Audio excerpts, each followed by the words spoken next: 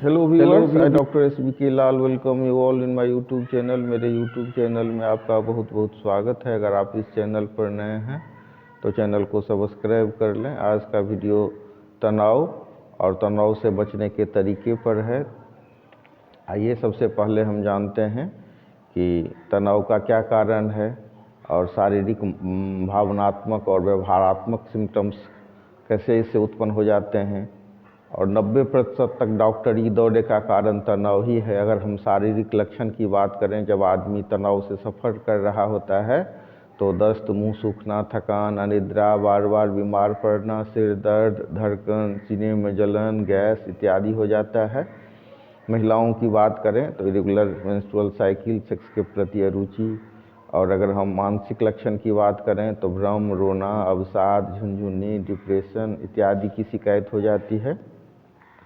कहा गया है कि बड़े भाग्य मानुस्तन पावा, सुरदुर्लभ सन ग्रंथन गावा। तो बड़े भाग्य से मनुष्य का तन मिलता है। यह देवताओं के लिए भी दुर्लभ है, क्योंकि शरीर पाने के बाद एक संभावना होती है देवताओं से भी आगे निकल जाने की। तो किसी विचारक और शोधकर्ता ने कहा है कि हमारा होना हमारी उपलब्धियों से कहीं अधिक है।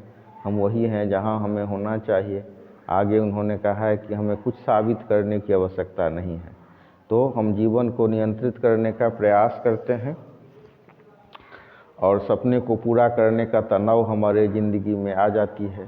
तो यहीं से तनाव की यात्रा शुरू हो जाती है। तो हम देखेंगे कि हम तनाव से कैसे मुक्त हो सकते हैं, तनाव से कैसे आज़ादी मिल सकती है। किसी ने कहा है कि कल्पना के समुद्र से भारी है यथार्थ का कण। तो हम कल्पना करते जाते हैं ढेर सारा कि ये कर लेंगे, वो कर लेंगे, वो कर लेंगे, और यथार्थ का जो कण है उस पर भारी पड़ जाता है। हमको इसी के बीच संतुलन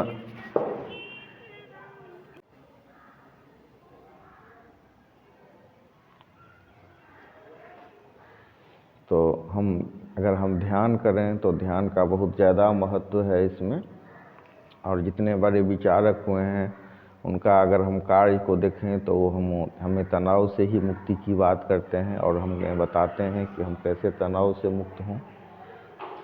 तो अब कोई बड़ा से बड़ा भी या बहुत बड़ा करने की या होने की चेष्टा हम करते हैं तो लोग कहते हैं कि ये चिल्ली से क्या हवाई किले बनाने वाला से ज़्यादा कुछ नहीं है। तो इसे लोग हवाई किले बनाने की संज्ञा देने वाला मनोरोगी तक बोल देते हैं। पर वर्तमान में लॉ ऑफ अट्रैक्शन के सिद्धांत की बात की जाए तो वे लोगों को बतलाते हैं कि लॉ ऑफ अट्रैक्शन वाले कि सपने अगर आप देखते हैं तो वो सच भी होते हैं। और हम रामचरितमानस की बात करें तो रामचरितमानस के अनुसार भी कहा गया है कि जहि के जहि पर सत्य सनेहु, से तहि मिलहि न कछु संदेहु। तो सपने भी सच होते हैं और हम जितना कर्म करते जाते हैं हमारा भाग्य उतना ही बढ़ता चला जाता है। तो हमें कर्म भी करना है, सपना भी पूरा करना है, भाग्य भी बदलना है।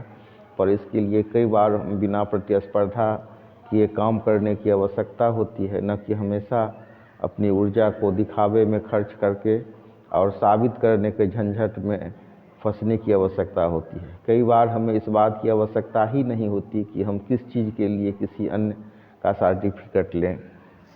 तो किसी अन्य के सर्टिफिकेट लेने की आवश्यकता नहीं होती है। यदि प्रतिस्पर्धा की बात करें तो यदि प्रतिस्पर्धा की आवश्यकता हो तो हमें प्रतिस्पर्धा अपने आप से करनी चाहिए। कोई व्यक्ति ऐसा करते हैं तो और तभी तो अपना रिकॉर्ड स्वयं तोड़ देते हैं। अगर हम किसी के आगे कुछ प्रदर्शित करने के लिए कुछ करते हैं तो हमें अनावश्यक रूप से बहुत कुछ कर दिखाने के बोझ और प्रदर्शन अच्छा करने के बोझ से हम दब जाते हैं। और तब हम अनावश्यक ही हम बहुत सारे वस्तुओं और परिस्थितियों पर नियंत्रण करने की चेष्टा करने लगते हैं। और हम जितना ही इस चेष्टा को अंजाम देते हैं स्थितियाँ उतनी ही जटिल होती जाती है। मेरे मन में कर्मयोग और कर्म के लिए बहुत ही आदर है, लेकिन मैं विश्वास करता हूँ कि कर से कर्म करिए भी दीनाना, मन राखिए जहाँ कृपा निधाना। तो आप हाथ से काम कीजिए जितना हो, इस हाथ से जितना मौका मिले, ईश्वर ने जो मौका दिया है आपको काम करने का तो उस पर आप काम कीजिए और मन से मन ईश्वर को रखिए। और गीता में भी तो भगवान ने यही कहा है कि कर्म कीजिए और फल की चिंता नहीं कीजिए, या फल की चिंता किए बिना कर्म कीजिए। तो हमने तनाव का जब अध्ययन किया तो पता चला कि मनुष्य के तनाव का अध्ययन करते करते कई बार लोग अनावश्यक चीज़ों को अनावश्यक ढंग से साबित करने के लिए तनावग्रस्त हो जाते हैं और किसी के साथ बहस करके रात की नींद तक हराम कर लेते हैं। कई बार हमने देखा है कि लोग खुद को साबित करने के लिए अपनी योग्यता काबिलियत तक दांव पर लगा देते हैं और तनावग्रस्त हो जाते हैं। वहीं कुछ लोग बिना साबित करने का द्वंद्व साहस लेकर अपने लक्ष्य और ठिकाने से ही अलग थलग पड़ जाते हैं। जब हम किसी भी चीज़ को साबित करने के झंझट में पड़ जाते हैं तो दूसरे की अपेक्षाओं पर खुद को साबित करने को लेकर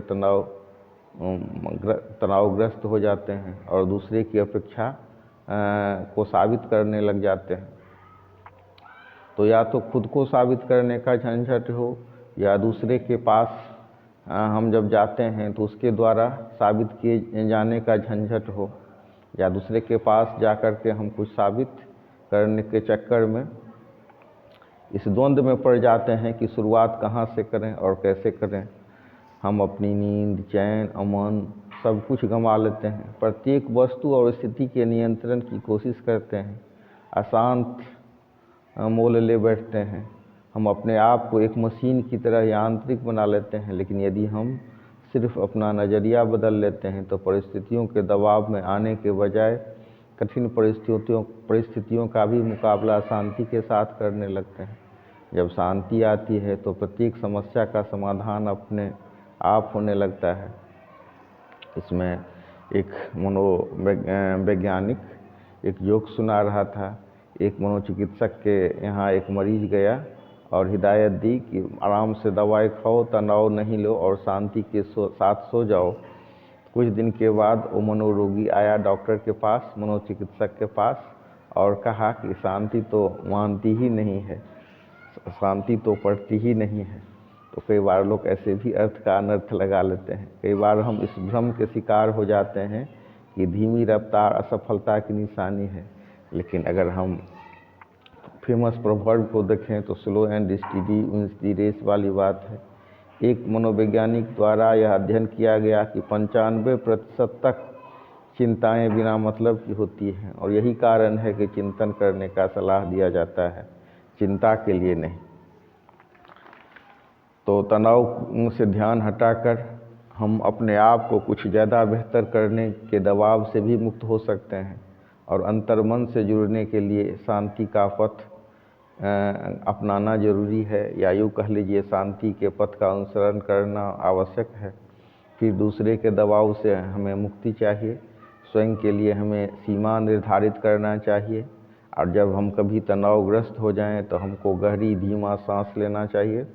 फिर तीसरी आँख वाला जो क्षेत्र है, यानी कि दोनों आँख के बीच में, उस पर ध्यान लगाना चाहिए। शांति बहुत ज़्यादा ज़रूरी चीज़ है, साधन और संसाधन प्राप्त होने से नहीं मिलती है, बल्कि वास्तविकता को स्वीकार करने से मिलती है। ये ऐसा नहीं है कि हमको इतना सामान मिल गया, इतना करोड़पति हो गए, इतना बैंक बैलेंस हो गया तो हमको शांति मिलेगी। तो शांति बहुत ज़्यादा साधन और संसाधन प्राप्त होने से नहीं मिलती, बल्कि वास्तविकता को स्वीकार करने से मिलती है। स्वयं के प्रति सख्ती नहीं, नरमी बरतनी चाहिए। स्वयं से प्रेम पूर्वक पेश आना चाहिए। निजी पसंद के लिए भी हम दूसरों से मत पूछें क्या मैं स्वयं के प्रति सच्चा हूँ। यह क्वेश्चन अपने आप से बार बार पूछना चाहिए। तो ध्यान और श्वास पर नियंत्रण के माध्यम से हम तनाव से लड़ सकते हैं और तनाव का प्रबंधन कर सकते हैं। हमें वर्तमान पर ध्यान देना चाहिए कई बार, और जो पुरानी बातें हैं या भविष्य की बातें हैं उस पर अनावश्यक रूप से उसको रेखांकित नहीं करना चाहिए और वर्तमान पर ध्यान देना चाहिए। छोटी छोटी सफलताओं की खुशी मनाना चाहिए और रुकने पर कुछ हमें एहसास होना चाहिए। किसी विचारक ने सही कहा है कि छोटी छोटी बातों से जिंदगी में पूर्णता आती है और पूर्णता कोई छोटी नहीं होती है। तो हम कह सकते हैं कि मतलब ये ज़िंदगी बहुत खूबसूरत है और तनाव लेकर के या कुछ साबित करने के चक्कर में कि हमें इसे व्यर्थ नहीं गंवाना चाहिए, हमारा होना हमारी उपलब्धियों से कहीं अधिक बड़ा है और इसके लिए हमको एक बदलाव की शुरुआत करनी चाहिए। शांति है शोर पर भारी, तो इस तरह से ध्यान और अपने आप को प्यार करके हम अपने आप से कुछ सवाल पूछ करके स्वयं की ओर वापस की यात्रा पर चल सकते हैं और स्वयं को खोजने की अपनी यात्रा के दौरान हम तनाव से मुक्त हो सकते हैं और सुकून और शांति हमें मिलती है। और जब हमें सुकून और शांति मिलती है तो भौतिक सफलता के आधार पर स्वयं को आंकना हम बंद कर देते हैं। इसका अर्थ नहीं है कि हम सपने देखना छोड़ देते हैं, बल्कि उसे पूरा करने की कोशिश